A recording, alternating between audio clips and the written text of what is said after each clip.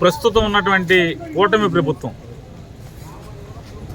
ఈ రాష్ట్రంలో శాంతి భద్రతలు పరిరక్షించాలి, రాష్ట్రంలో తమకు ఓటేసినటువంటి ప్రజల్ని ఎలా కాపాడాలి, నేరాలు జరగకుండా ఎలా అరికట్టాలనేది గాలికి వదిలేసి వైఎస్ఆర్ కాంగ్రెస్ పార్టీ నాయకుల్ని, వైఎస్ఆర్ కాంగ్రెస్ పార్టీ కార్యకర్తల్ని, ఎవరైతే ఈ ప్రభుత్వాన్ని ప్రెస్ మీట్లతో కానీ లేదా వ్యవస్థలో వారికి ఉన్నటువంటి మార్గం ద్వారా కానీ లేదా సోషల్ మీడియాలో కానీ ఎలా అయినా ఈ ప్రభుత్వం చేస్తున్నటువంటి మోసాలని లేదా కూటమి ప్రభుత్వం ఆడి తప్పిన హామీల్ని నిలబెట్టుకోమని నిలదీయటం కానీ ఇట్లాంటి ఏది చేసినా కూడా వారందరినీ తప్పుడు కేసులతో వేధించే కార్యక్రమం పోలీస్ వ్యవస్థ మొత్తాన్ని ఈ రాష్ట్ర ప్రజల యొక్క పరిరక్షణ కోసం కాకుండా, శాంతి భద్రతల్ని కాపాడటం కోసం కాకుండా వైఎస్ఆర్ కాంగ్రెస్ పార్టీ కార్యకర్త దగ్గర నుంచి నాయకుల వరకు కూడా అందరినీ వేధించే కార్యక్రమమే ప్రధాన ఉద్యోగంగా పోలీసులను వాడుతున్నారు. ఇవాళ గన్నవరం నియోజకవర్గంలో 2024 జనవరి మాసంలో కొంతమంది కొట్టుకుంటే దానిలో 326 క్రైమ్ రిజిస్టర్ అయితే దానిలో 5-6 ముద్దాయిలు అరెస్ట్ అయ్యి 6 రోజులు జైల్లో ఉండి బెయిల్ తీసుకుని జనవరి నుంచి వాళ్ళు శుభ్రంగా రోడ్ల మీద తిరుగుతుంటే అదే కేసుని ఇవాళ ఛార్జ్షీట్ వేసేసారు, కంప్లీట్ ఫైనల్ ఛార్జ్షీట్ వేశారు. కానీ కోర్టులో సీసీ నెంబర్ పడలేదనే సాకుతో, అంటే ఆ అవకాశాన్ని తీసుకుని, అంటే మళ్ళీ ఆ ఛార్జ్షీట్ని వెనక్కి తెచ్చుకుని పాత అధికారులు ఎస్ఐలు కానీ సిఐలు కానీ ఇన్వెస్టిగేషన్ ఆఫీసర్లు సరిగ్గా విచారణ చేయలేదని చెప్పని మళ్ళీ దాన్ని ఓపెన్ చేసి మళ్ళీ తప్పుడు కేసులకు 8 మందిని బనాయించి వీళ్ళు కుట్ర చేశారని చెప్పని మళ్ళీ సెక్షన్ ఆల్టర్ చేసి హత్యా ప్రయత్నం చేశారని చెప్పని 307 సెక్షన్ మార్చి విధించడం. ధర్మంగా న్యాయం గెలుస్తున్నట్టుగా మ్యాజిస్ట్రేట్గా 307 సెక్షన్ తొలగించారు. కానీ బెయిల్ కోసం మూవ్ చేస్తే నల్ల కోట్ వేసుకుని ధర్మంగా వ్యవహరించాల్సినటువంటి పబ్లిక్ ప్రాసిక్యూటర్ కూడా పచ్చ చొంగాల ఒత్తిడికి లొంగి నాకు బెయిల్ పిటిషను నాకు అందలేదు, నాకు ఖాళీ లేదు, ఇట్లాంటి కుంటి సాకులతో 2 రోజులు దేకిచ్చి మళ్ళీ ఏం చేస్తారు, పోలీస్ కస్టడీకి కావాలంటారు. ఏముంది ఇక్కడ పోలీస్ కస్టడీకి?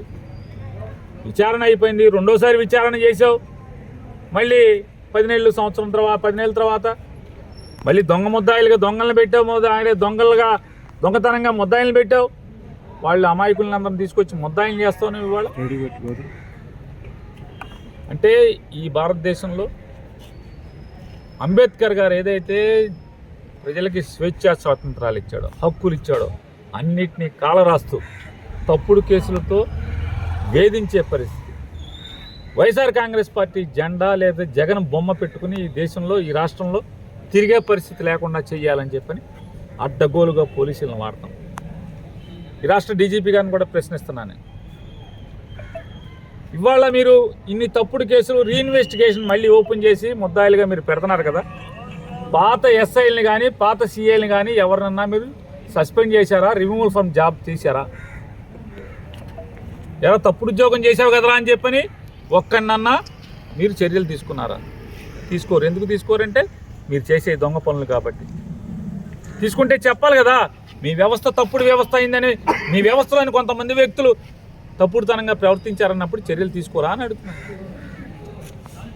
తీసుకోకుండా ఇట్లా కేసులు పెట్టి దుర్మార్గంగా ఒక మనిషి మీద 10 కేసులు 15 కేసులు ఎఫ్ఐఆర్లు కడతారు, దాన్ని కోర్టుకు పంపరు, ఆన్లైన్లో అప్లోడ్ చేయరు. అంటే ఎంత పోలీసు వ్యవస్థని పతనావస్థకి తీసుకెళ్తున్నారు. ఇవాళ డీజీపీ గారు కానీ లేదా డిఐజీలు కానీ ఎస్పీలు కానీ ఈ రకమైనటువంటి లోపభూయిష్టంగా పోలీసు వ్యవస్థని అడ్డగోలుగా నడిపే పరిస్థితి వస్తే చెప్తున్నారు ఈ సమాజానికి మీరందరూ కలిసి. అంటే రాబోయే రోజుల్లో ఇంకా దారుణాలు చేయాలి, అంతే కదా.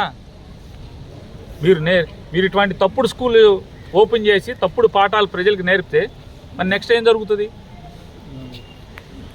ఖచ్చితంగా ఎవరైతే వాళ్ళ గన్నవరంలో 8 మందిని వాళ్ళు అరెస్ట్ చేసి అమాయకులను తీసుకొచ్చారో వీళ్ళందరి మీద మళ్ళీ ఇంకా 10-15 కేసులు పెట్టడానికి కూడా ప్రయత్నం జరుగుతుందని చెప్పని పోలీసుల్లోనే ఎందుకు మమ్మల్ని ఇట్లా పోలీసు వ్యవస్థను దిగజారుస్తున్నారని చెప్పి మాట్లాడుతున్నారు. మాతో అన్యాయాలు పాపాలు చేస్తున్నారు. పాత రోజుల్లో ఎవరినన్నా ముద్దాయి అంటే క్రైమ్లో లేని వాడిని ముద్దాయిని చేయాలంటే అల్లల్లాడిపోయేవాళ్ళు. కాకి యూనిఫామ్ వేసుకుని పొరపాటును కూడా తప్పులు చేసేవాళ్ళు కాదు.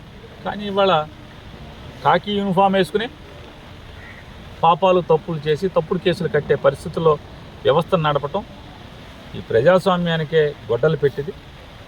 ఖచ్చితంగా ఇవాళ అంటున్నారు కదా, ఇవాళ మీరు క్రైమ్ సీసీ నెంబర్ పడలేదు కోర్టులో అని చెప్పని మళ్ళీ ఛార్జ్షీట్ వెనక్కి తెచ్చుకుని మీరు చేస్తున్నారు కదా.